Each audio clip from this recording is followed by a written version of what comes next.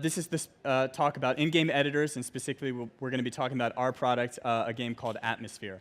My name is Dave Werner. I'm the creative director of Miner Studios, the company behind Atmosphere. Hi. I don't know if this is working. You turn on? Okay. No, it's yeah, on. there you go. Anyway, so my name is Martin Repeto. I'm the CEO of Miner Studios, and we'll be splitting the talk between Dave and me. Dave is going to present Atmosphere, what it's all about, and I'm going to go into detail as much as I can into the guts of Atmosphere, how we built it, and how we migrated from our own custom-built engine to Unity to make, to use Unity for Atmosphere. So, all right. Want to start? Sounds good. All right. So what is Atmosphere? The way we like to look at it as Lego for video games. That's the easiest way we can describe it. Another way would be my first Unity. It's a very kid-friendly, easy version for anyone to be able to make their own levels and make their own video game adventures. So it's as simple as stacking up blocks to make a level. So it's, here's a ground block, here's an enemy block, here's a power-up, here's a time limit, here's a hazard, here's all these different elements, and then you can put them together in a very easy way. When Atmosphere first started, this was the first sketch we did. This was back in October of 2006.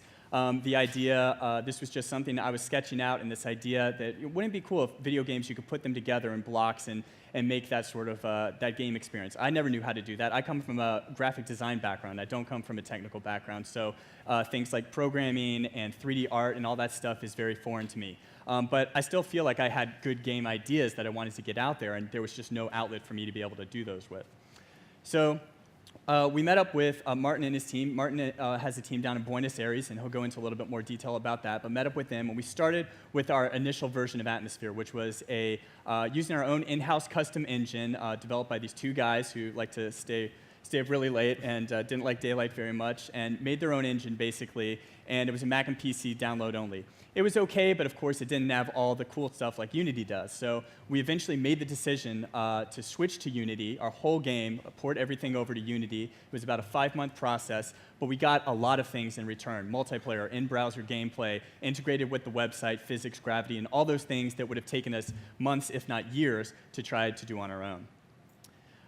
Everything is integrated into Atmosphere.com, which is awesome. That's the best part of having Unity and having a web version of the game, is that every game is just one click away. And so users create levels, they upload them to Atmosphere.com, and then they're ranked by other members. And the more plays they get and the more popular they get, they show up on the website, and you can play them. You can go into co-op mode or competitive mode with them. And there's a lot of community features around that. So it's really great to be able to make the web and the game experience all one thing. The heart of Atmosphere is a simple but extremely deep level editor, and what we're just showing here is a really quick overview of it. At the end of this session, I'll be doing a little bit more in depth and showing some of the very specific features that it has. But it's a very visual system, and there's a lot of different tweaks and things you can do. For example, in this video, we're creating a camera tool that lets you create a 2D side-scroller within this 3D world. And there's all sorts of different things you can do. So it might look simple on the surface, but there's a lot of depth and a lot of cool stuff you can do. To date, over 78,770 levels have been created by over 63,000 users. We ported over about 20,000 or so levels from the original game, and when we launched earlier around this late spring, early summer, since then we've gotten to this point. So when you put all these blocks in front of users, they just create some ridiculous things. Gravity flipping, multiplayer death matches, crazy puzzles and adventure games. It's really interesting to see. If you give someone a bunch of Lego blocks, you never know what they're going to create. They might just create a house or a town, or they might create a big Star Wars battle adventure, whatever that you want. So there's a lot of cool stuff that people put out there.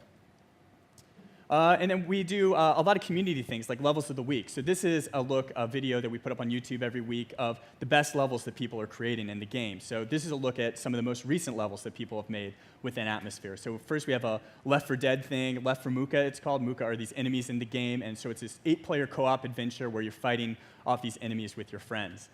Desert of Despair, this is a great level that's more in the reign of like a Zelda-type game. It's more puzzle and action-adventure type stuff going on there.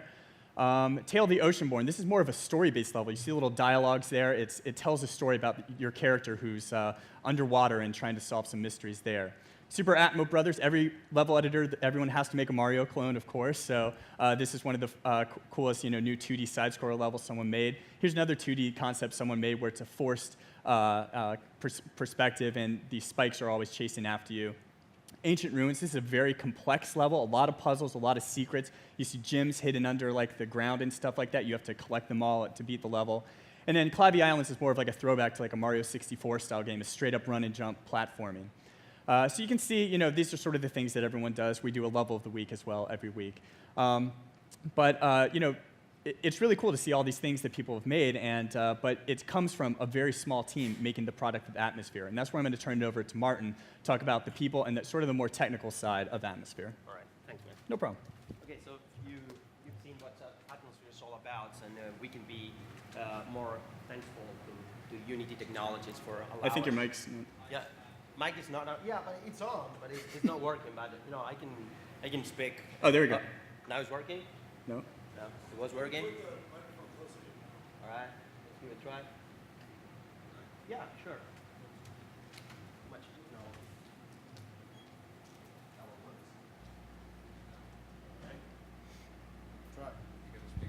Hello? Yeah. Great. All right, there we go. Okay, so what I'm going to be talking about is how we use Unity and how we take advantage of Unity to make this happen. So first, let me introduce to the team real quick. In the upper management, we have Halsey Minor, which is our founder.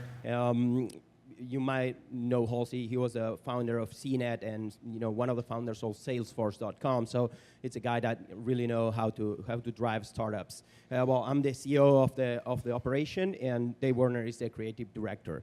I just want to say, first of all, that I am from Argentina. You have to excuse my rough English. I'll try to do my best for you guys to understand. In Argentina, we have like all the production team. I have one producer, also acts as a COO. We wear many hats. We have 4 Unity game programmers. We have 2 web developers, and we have 4 artists between 3D and 2D. 2 guys that do QA and support. So you can see this is a very small team for the type of game that we are doing. And if we couldn't leverage a technology like we did with Unity, we couldn't make this happen. And the team was even smaller back in the day, right? So it was actually half of it. So, like I said, big task. So what do we wanted to do with Atmosphere? Is exactly what we're doing right now. We wanted to be on the browser. We wanted to have multiplayer. We wanted to be on mobile devices. That's what we're developing for next year.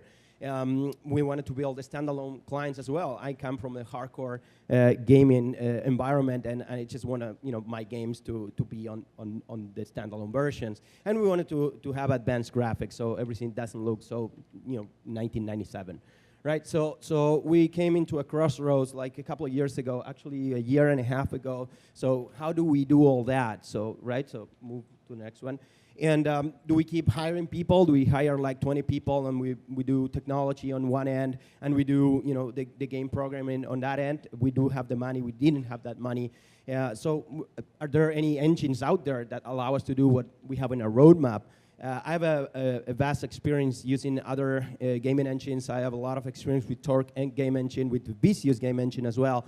And we were starting to try Unity. At that point, Unity was, the 2.5 version wasn't out, so we didn't have support. The editor wasn't running on PC and Windows, and most of our guys run Windows. And when that came out, we said, let's give it a try. Or are we crazy? That was the thing, right?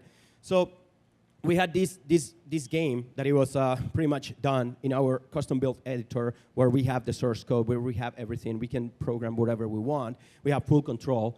And on the other hand, we had Unity, right? We had Unity 2.5, and so we needed to make a prototype. So I got one holiday weekend of my guys, and I asked them, hey, Agustin, can you try this at home? Can you see if we can make the level editor work? Because Atmosphere, the heart and soul, is the level editor, right? Because it's what empowers the users to create the levels and the games and the adventures, right? So we prototyped the level editor in one weekend. That was amazing. That was fantastic.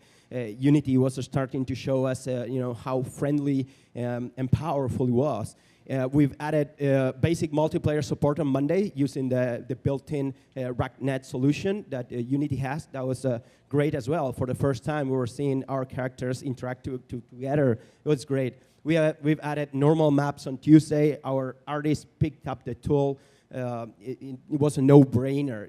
They started to using it, and we were so happy. Unbelievable graphics.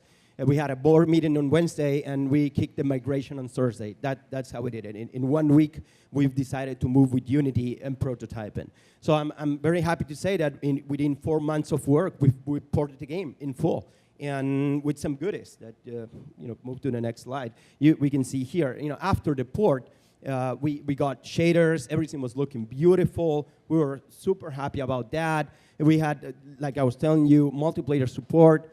The game was running on a browser, so we had our 3 platforms. We were happy about that as well, and a lot of new content, because while migrating to Unity, we found it super easy to redo the code and redo the art assets using the Unity prefabs and all that in a new way, and taking advantage of all the things that Unity has built in, right? So the game was a completely new game. And everyone was happy, because when we released these to our community, that was 25,000 users at that point. People went crazy. They went crazy. It was amazing. So let me tell you a little bit about the Atmosphere technology, what we have on our tech stack, because Unity it's a very important and probably is the most important part. But to make this happen, how do you make this all happen with a game that is so complex? So we have identified 4 main elements. We have the website on the cloud. We're going to talk about a little bit more about that. We're running on Amazon Web Services. We have, of course, the Unity plugin browser support. We've divided what is for us the PC and Mac standalone clients. We're creating an upgraded product that uses that technology, and we are using Photon by Exit Games. You can find the booth of those guys downstairs. Those are great. That's a third-party solution for multiplayer that runs very, very well, and we started to use that. So these are actually the 4 elements that combined make Atmosphere. Those a little graph of the tech stack. We are using, on the service layer, we're using JBoss and Java to Enterprise Edition. We have static content servers. We're going to get into that a little bit later, where we have light HTTPD and custom extensions, because we've served the Unity assets on some servers. On other servers, we serve the website, and then we have the databases separately. Well, Unity is tied to everything. We're using JSON to communicate our web platform with the Unity client constantly. And, well, you can see Photon there. And as a work in progress, I wanted to show the iPad, because we're already integrating Atmosphere into the iPad and into our services, because it's a complex piece of software. It's not just making the game render. So the web platform, this is very interesting, because this could be the second most important thing on Atmosphere, right? So if you guys are thinking about doing a game that you want to go social, you're going to go storage, persistent data, and all that things, you will have to have a very robust web platform. We hit a lot of walls here trying to go with our own dedicated server solutions, like old school methods of running servers and all that, until we end up on the cloud. Because one thing that we find out is that it was very complicated to scale, right? So what do we have in the web platform? Very basic user account management. We have our virtual currency in place. We have our payment system integration. We're using Authorized Net. We have 2 currencies, actually. One is Atmos, that you can buy with US dollars, and the other, or any valid international credit card. And the other one, it is called Stratos. It's a currency that you earn while playing the game, that you can spend in a reward store that we are developing. It's not yet live. Anyway, so we have level data. You can imagine that with 75,000 user-generated games levels, we like to call them games because there are more than levels. There's a lot of data. So we're synchronizing and keeping, taking care of that data through the web platform. And of course, we have an administration portal for our use to handle all the character items and offers, because our business revenue model is based around virtual goods, and how do we offer those virtual goods, and how do we create those offers and make them more in the character customizer. It's handled through the web, and that tells the Unity client what needs to show, how and when, and and everything. So, yep, a little graphic of what I was telling you about. Like we have three tiers. The top tier where the users and the admins are. The service tier where everything happens in the back end. And the persistent storage tier where we are handling all the data. You can move on. So Amazon Web Services, I don't know if any other developers using Unity are already on the cloud or using this system, but we've evaluated a few, and we end up going with Amazon Web Services. This has been amazing. It's a great solution for us. And what we've developed here using RightScale, which is another management solution that you plug to Amazon Web Services, you can do scripts to have like a plug-and-play network architecture that allow you to add servers on the fly. Because how this works, we have a database cluster where we have all our databases. We have our front-end servers where we handle all the forums, community website, images, level images, and all that. And then we have our servers that are serving the actual content for Unity, all the assets. The game is 156 megabytes right now. So the first installment, it's very heavy. And we're using the Unity caching product as well. That is, I think it's sold separately. So we are caching all those assets on the user's computer, especially for the ones that are using the browser version. So the first time you play Atmosphere, it will take some time to load because it's a first-time installment, but then it goes very fast. A little graphic about how that works as well. This is interesting because the first thing we did in order to make this plug-and-play network architecture was to have load balancers. So when you're talking to Atmosphere, either it's the Unity client or a guy on the website, you're talking to our load balancers that they will point you to a server that has less load. And this is good because, for example, let's say if we need to do like an update, right? We need to change like a lot of assets, and we want to pull up a new version of the web and everything. And we want to make that transparent to the users, and we don't want to have the users that are currently playing to be affected by that experience. So what we would do is we will log into our RightScale solution and replicate our clusters with 4 clicks for the databases, 3 clicks for that case scenario. So we will replicate everything. We will upload all the new content. We will test it on a staging server, and when we are ready, we're going to start pointing the load balancers to handle the new users that are arriving to the new cluster scenario. And the people that is already playing, it will continue playing on the old game, on the old version, until we can pop a message or something saying, hit refresh, and you will get the new version of the game. You just hit refresh on the browser, and you just get the new version of the game. Right? That's very cool. So we made that happen as well.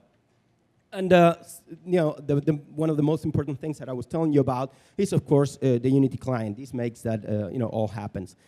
Who cares about the website if you can play the game, right? So inside the Unity itself, we believe that we built these 3 things that they're amazing and are really different from other games. One will be the level editor. Dave is going to do a live demo of this. It's very powerful, but yet simple. We're trying to, Unity is trying to do, democratized game development for all the developers. We're trying to do this for kids, to have any kid being able to create a video game adventure real quick and share it. So this is the game player. This is nothing too fancy, but the good thing about this is that you can instant play what you're designing. You'll see that in a second, which is great. And the other thing will be the character customizer that we built with Unity, and it's fully connected and secure as well with our website. This is great because it's not just a character customizer. With the characters, of course, are fully customizable. We'll see that live in a second. But also, this is the store where we can pop dynamically new objects into the store while the users are playing, and they can buy it directly from there, from the playing experience, without going to the web or stuff like that. We are actually working on a web catalog for people that would want to do the buying experience or the character customizer experience directly from the web. And we are going to use a Unity editor in the web as well to show the character. We're working on that. But for now, you can play it on the web. So this is an example of a level when we released the candy pack which was all candy. You know, some crazy user made this. I think it's kind of cool to show it. So a quick snapshot of Atmosphere, what it is today, and I think this is really important because we're at the Unite conference, and this is built with Unity, and seeing the numbers yesterday, and this talk is about user-generated content, and this really show it. We have we haven't even officially launched. Like, we're in beta, and we just put the game online. We have zero marketing, zero, nothing. We haven't done anything ever. And we have over 73,000 users registering, over 1,000 new users a day right now. We have over 78,000 levels created. I mean, there's a lot of content in Atmosphere. You have to spend a lot of time playing the game to finish all those. We are adding new content every 2 weeks. Although we are a small team, we've leveraged Unity and the web applications to allow us to be focusing on adding new content instead of developing and fixing technology. So with a team of 10 people, we are already adding new content every 2 weeks, and we continue to develop the game. So I think that's pretty cool. We're going to be playable through the Hi-Fi social network in a week. I'm happy to say that we are one of the first Unity games that goes into the Hi-Fi social network. They have over 40 million users, and we have a good deal with them, or they're going to do marketing and all that, so we expect to have a lot more users. And we're also doing the first steps for Unity games that go to the Hi-Fi social network, which I think it's really cool. And the standalone versions that we're working on, you're going to see it live today. It's a dev version, it might hang. It's launching as a featured product at download.com at the end of the year, so we're going to be featuring in the homepage, so we're going to get a lot of downloads as well from there. So we're very happy about it. A little bit of what's coming soon. Sorry, on the dev front, we're working on vehicles, fully customizable vehicles. You're going to be able to buy your vehicle, customize it through the item store, whatever, what have you. Full-fledged physics on those vehicles as well. That's coming. Customizable NPCs. I think this is going to be amazing. This is already working. You can have an NPC and dress it with your clothes, or you can buy clothes for the NPCs to dress them. You can add dialogues for them. They will reply to you, and you can make whatever you want in your adventures. And iPad and iPhone 4, I told you about it. We're working on it. And this is cool because this is a challenge. We're working on having customizable textures and sounds being added to Atmosphere. This is probably in the next step in UGC for us, because we're not going to allow our users to just build games and levels, but we want them to allow to upload their own textures and sounds for playing the game. Well, there's a lot more, but I just wanna head over to Dave to have a live demo. All right? Try it out. Okay. So, am I on? Yeah, I think so. Oh, jeez. Yeah, I almost died. All right. Yeah, let's do this. Looks weird, though. Maybe you want to do window mode. Yeah. Oh, there we go. Okay. There we go. Okay, let's go to the main menu and see how it looks. This will just take a second to load up, and hopefully it looks okay with the projector.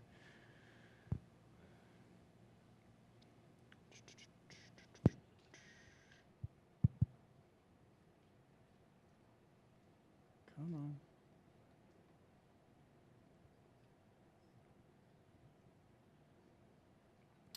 All right.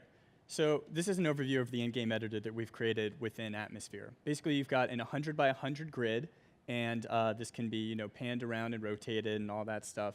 And it goes up to 100 floors. This number in the corner says what floor you're on. So currently we're on floor 10. And it's a really easy process to start putting things down. You just select a block over here, and then you left-click, and you put the block in the grid. You right-click to make it go away, delete it. So if you hold it down, then you can start to sort of paint with that texture, and you start to create a world. If I move up a floor, start to make more, and so on and so on. And you can see how you get a 3D world pretty quickly. And this is something that anyone can, it's really easy to show off to people and have a kid pick up. If we show YouTube tutorial videos and stuff like that, they start to get the idea of what, what they can do.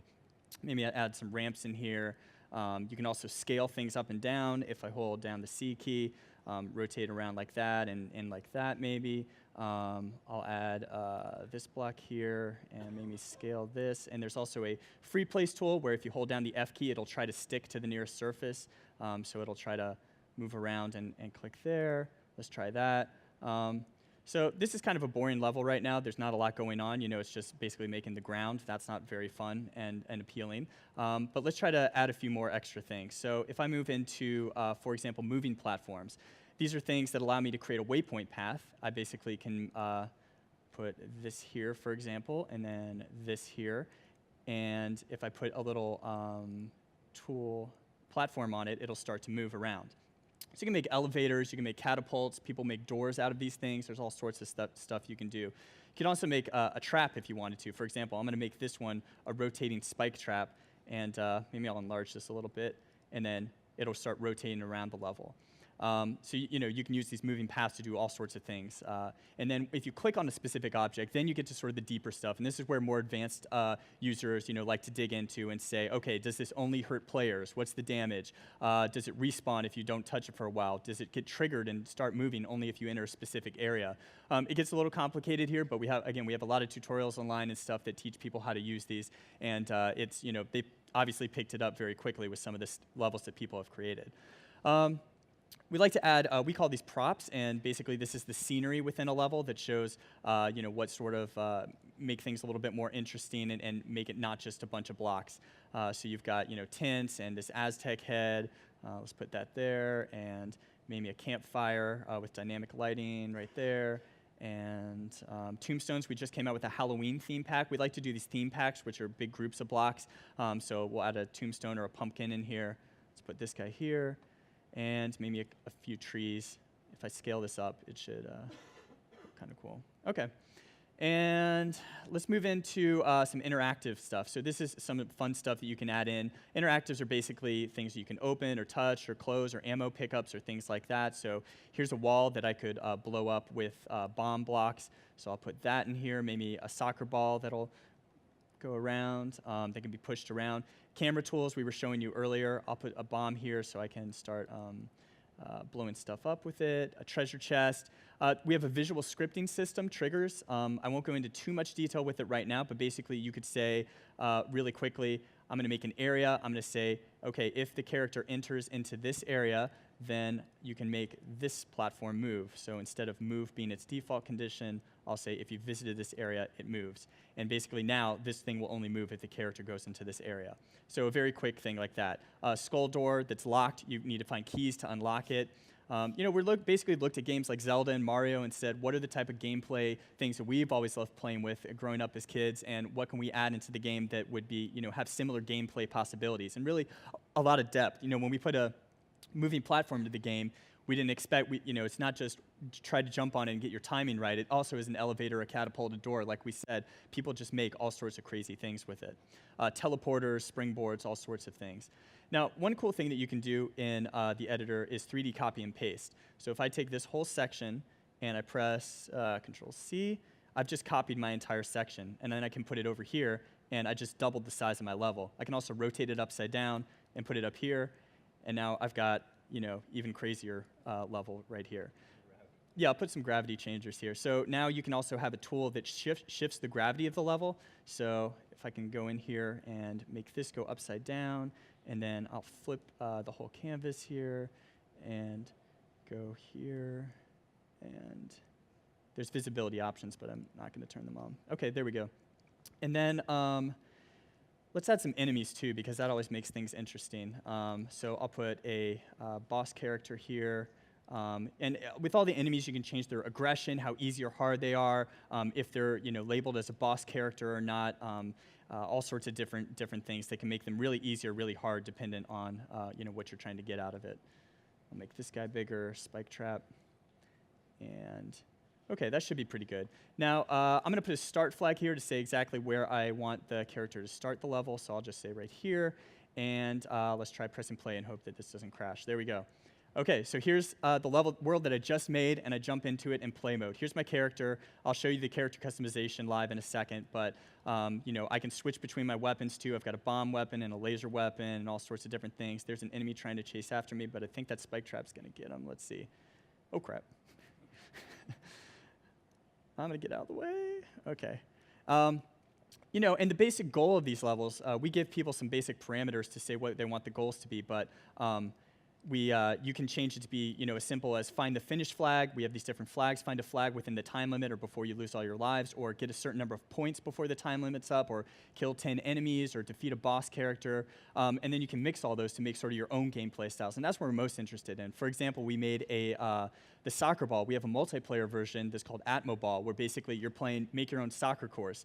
And people have made the most deadly soccer courses you've ever seen, with enemies chasing you and spikes everywhere, and it's impossible to score a goal, but they enjoy it. They really love, more than anything, they really like the ragdoll physics deaths, I think, is their favorite part. It's if I get killed here, oh, ouch. Well, that wasn't very cool looking, but you gotta trust me, sometimes they do look cool. Let me find the gravity switcher, actually, if I can go and, do you remember where that was? Oh, geez. There we go. And that flipped the world upside down, and now I'm on the other edge of the world, and I flip it back, and I'm down here. And again, people use gravity in some really cool ways as well. So, this is just an example of a level, that I created in, 5-10 minutes. Let's see a level that this level took 18 hours to create in Atmosphere. Let's see what this one looks like. It might take a second to load. Here we go, it's upside down. So this level is a very complex, more like a Metroid-style level. It's a 2D side-scroller level with all these different things going on in it. It's called Linden's Metroidvania Caves 2D, actually. And it's got all sorts of things in this maze, and you see all these little triggers, all these things happening. So, for example, when you go into this area, this is a visual program thing to say, this dialogue will appear, and these torches will light up, and this treasure will appear down here, this door is going to close, these enemies will start to spawn. You can get pretty complicated with all this stuff, and a lot of people do. There's a secret treasure room in here, there's all sorts of things you can bomb and find, and I'll just show a quick test of how this looks. So, you've got this is more of a 2D side-scroller level here, so I'm moving back and forth. You see I've got stuff in the foreground and the background, and then when I walk over here, I go to this thing over here and fall down. And there's a little bit of a story, the dialogue options. We're adding new dialogue things that'll have like questions and answers, so you can, have a Mass Effect 2 or Fallout 3 style of dialogue, which I think will really enhance the interactive storytelling possibilities of the game. It's something that I'm extremely interested in. And move down here, and then we start to see, this is, again, more of a 2D side-scroller Metroid-type world, very different than some of the other levels we've seen in Atmosphere. But you can do a lot of cool stuff, like change the camera perspective on the fly. So, maybe this makes it a little bit easier to jump around if you have an overhead perspective. And kill this guy here. And once I kill him, a dialogue is triggered to start up. And then there's a secret room up here that I'll try to figure out a way to, let's see. If I can get up here. Hello. And then this is cool. This is a map room. The way that someone thought about this is when you go into this area, it triggers for the entire, the camera to zoom back and see the entire world. And so you can use this sort of as a map screen, essentially, where you can see where the different keys are that you need and the bombs and that sort of stuff. So it's a really cool, feature like that. So again, this level took about 18 hours to create, as opposed to some that people, do for 5 minutes or so. Our session ends a little later than this one, so don't worry about people scooping out. But you get the general idea there. And then moving down here, keep on going. I get a checkpoint flag, little moving platforms. I'll kill these guys. Some really cool particle effects. We looked at actually Legend of Zelda Wind Waker as one of our big inspirations for the different effects and stuff that we used in the game. And that's really what we're trying to do is we call Atmosphere an adventure. Sure, I won't say, yeah. Well, one of the things we do is we call Atmosphere an adventure engine. We really see it as letting people build their own levels, build their own adventures, and that's the sort of thing we're going for, that sort of stuff. So let me move into the character customization thing, and that'll be the last thing that we show, which was something that Martin was talking about earlier, which I think is a really cool part of the game, and one of the cooler things that we've done within Unity, and Unity has allowed us to do. Once it loads up, So here's the character customization engine, or part of the game. And again, this is our revenue model. This is where people are buying things within the game, and Atmos is our currency. So people are, get these different things, and you can try them right here. Here's the newest. These are our Halloween items that we just came out with, so different masks and stuff like that that people can get. We also have club-only items that people, we have a Players Club subscription where people get exclusive gifts every month, and they can do all sorts of cool stuff with that. Lots of different masks. People really like the big heads and weird stuff like that. Lots of weapons. Tiger with a laser gun. And then, of course, we've got all sorts of different categories here. You can see, hairstyles, male and female. We have versions of, all of them. The different hats, a pumpkin head maybe. Where's the? I like the tiger the best. And eyebrows, eyes, glasses, mouths, shirts. Gloves, backpacks, pants, shoes, and then all sorts of weapons. We try to cater. It's bloodless violence. We're again going for a Nintendo level of violence, but so you've got everything from a fire sword to a little boink hammer or something like that. And our animators again did an excellent job of making these things come to life as the characters take different items out, and each weapon has its own animation sequence as well. We also have different premium sets that include weapons and full sets. So, they have special effects like these knights or this guy or different. There's the Dark Knight, which is one of the more popular ones. Everyone likes the dark ones. And again, the animators did a really cool job with this. And it's just fun to browse around and see what you want with all that. And bomb weapons, you can have a rocket launcher and all sorts of stuff like that. Also, we have more social things like animations and stuff. So actually, let me put the tiger head back on. Move to animations, and if you ever want to see a tiger breakdance, there you go. So people use this in multiplayer a lot. It's really fun for these are some of the more popular things for people to do. A little bit of clipping in the mask there, but that's okay. MC Hammer, we took this from him. Am I allowed to say that? Yeah, all right. But different social things, like that. Here's an air guitar, guns and stuff like that. And so they use this in multiplayer a lot, to be able to shake in booty, stuff like that. So it's a really cool, part of the game, and you can do this in any level, actually. You can open up the character when the level's playing, and, enemies can still attack you in some instances, so you might get killed, but it's still, you can do a lot of cool stuff with that. So, and in the game, you also have the, where was the level browser? This is sort of a smaller version. I think it's been redone for the projector. But these are some of the levels. These will dynamically load. These are all the latest levels that people have created. You can search for the most popular recent levels, newest, levels that give you XP. We have an experience system, so we have an editorial staff that basically looks up levels that they want to give experience to. And let's hope this loads up.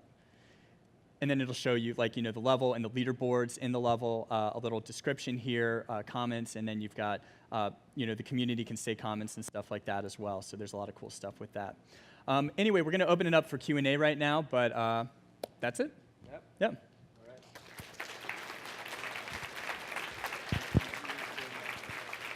This one? All right. Use this mic? Yeah. Okay, so we'll be coming around with the microphone, and we'll take questions in that order. What format are you storing your Unity assets in as asset bundles? Exactly. And Yep. and what's your plan? Apparently, I found out yesterday that asset bundles you make with 2.6 are not compatible with a 3.0 executable. What's your plan for migrating your asset bundles? We've already migrated to 3.0, and it took us about a week to figure out, because of the new shader system, a lot of things change, and we have our artists working on that very heavily, but we've already done it. Everything is running on the 3.0 version now. What is live on the site are assets built with the 3.0 version, and the binaries are from the 3.0 version. So it wasn't that complicated to get it done. All right. Over there. All right. What's the granularity of the asset bundles that you use? Sorry, can you speak louder? What's the granularity of the asset bundles? How many items are there in one asset bundle, or how do you package it? It depends. I mean, every prefab is actually different for us, but what we try to do is try to keep everything. I don't know if this answers your question directly, but what we try to do is that try to. There's a problem, and they were talking about this problem that asset prefab that lose connection to other staff and all that. So we try to do is to have a lot of small asset bundles that just have the information that they need, and also all the information that we believe that goes to the web, and that asset bundle will ask the server for any missing information. So I don't know if that completely answered your question, but it's a We've created our own sort of system to have the asset bundles to communicate, via Unity directly with our servers, because we like to store everything on the server, because we want to avoid cheating and all that as well. So, for example, all the values of a weapon are stored online, for example, not on the asset bundle itself. Thanks. All right. There's someone over there. Yep. Oh, nice. Yeah. I had it on the thanks screen. Hi. I'm curious to know how you did the multiplayer physics with Photon. You're using Photon as the back end, right? Correct. Yeah, we are curious to know as well. I mean, it's Because, usually with multiplayer physics, you want to have an authoritative server, but with Photon, I guess you really can't do that, or can you? How did you do it? No, it can't. I mean, I was talking yesterday with Christoph, the CTO of Photon, which is actually here at the United Conference, and they're trying to figure out a way to put everything on the servers, and we're going to try to work with them to make that happen. But actually, what we're doing right now is the physics is still computed on the client, and the one that is hosting the one that is the client that is the host of the multiplayer match, it will update with the other clients, with lag. To compute the physics. What we've done is a prediction system on the client. So if you're just a client and not the server, you're going to try to you're going to push a box, and you're going to say for you it's going to move, and it's going to act like you've computed everything, and then it's going to update with the server, and you have some jitter. But yes, the thing is, the overall goal is in the next few months is to have all the physics computed in the server somehow, and the server updates the clients to have a more accurate multiplayer. So will Exit Games be writing? I don't know. That's a question for them. I mean, I hope so. We're going to try to help them as much as we can from our end with our needs. Okay. First, that's the most impressive game technology demo I think I've seen in a long time. I had to pull my jaw off the floor to ask my question. Thank you. And my second question is, a lot of people want to do games that have user accessibility of editing tools and things of that nature. And obviously, it's a big, critical, core part of your competitiveness of your game. But would you be open to licensing that technology to other game developers? Because I'm building a technical spec to build a lot of the stuff you guys have already done, and I would rather get it from you. Would you put it on the asset store potentially? Actually, yesterday when I was at the conference, I was starting to think, well, we should strip our game into so many pieces and put it in the asset store if we cannot make it successful other way. But honestly, that's not on our business model to license technology. I don't know. Maybe yes, in the future, it's something that we might explore. But there's a lot of things regarding support, regarding a lot of things to make it open, documentation and all that. And we're just a really small team. But yes, I know when I understand what you're saying. I mean, would be great. Not right now, but maybe in the future we'll move into something like that. Thank you. No, it's okay. Thanks. All right. Anybody else? Anybody else? All right. Oh, was there one more? Oh, All right, one more. one more. Sorry. One more. Oh, sorry. One They more. want to go to lunch. Yeah, I know. Come on. All right, we'll take more. one more. Sorry. All right. I was wondering if you guys could just talk a minute about the GUI, what your challenges were with that, and what you ended up using to do it. Well, actually, it was very challenging because the GUI was our main problem. We were expecting when we started with Unity, we were expecting like a GUI editor a la Flash or something like that, and that didn't happen. And it was all to program by hand. We actually we got used to it, and we've done it. And I have one of the guys that is an expert a Unity GUI guy. Like he handles everything from animations to buttons to text. And one of my questions on the Unite 09 was actually if the Unity guys were going to build a graphic GUI editor, and the answer was no. And so I said, okay, we might as well learn it and do it ourselves. So, yeah. And that's also, and I mean, from the graphic design perspective, I do a lot of the GUI design, and a lot of times the guys will tell me what I can and can't do, and that gets translated back to me. So it seems like it's getting better. They're being able to do a little bit more, particularly with Unity 3. They've sort of let me do a lot more with it. They say I can be let loose a little bit more, but it's that's still probably something we can continually work on. We're redoing a lot of the interface right now for the desktop version, actually, and hitting our heads with a lot of those same issues. Well, just to reiterate what the other guy said too is if that stuff was up on the asset store, I think it'd get a lot of attention. Yeah. Good to know. Asset store. All right. Yeah, asset store. Yeah. All right, guys. All right. Thank Thanks you a so lot. much. Appreciate it. Bye.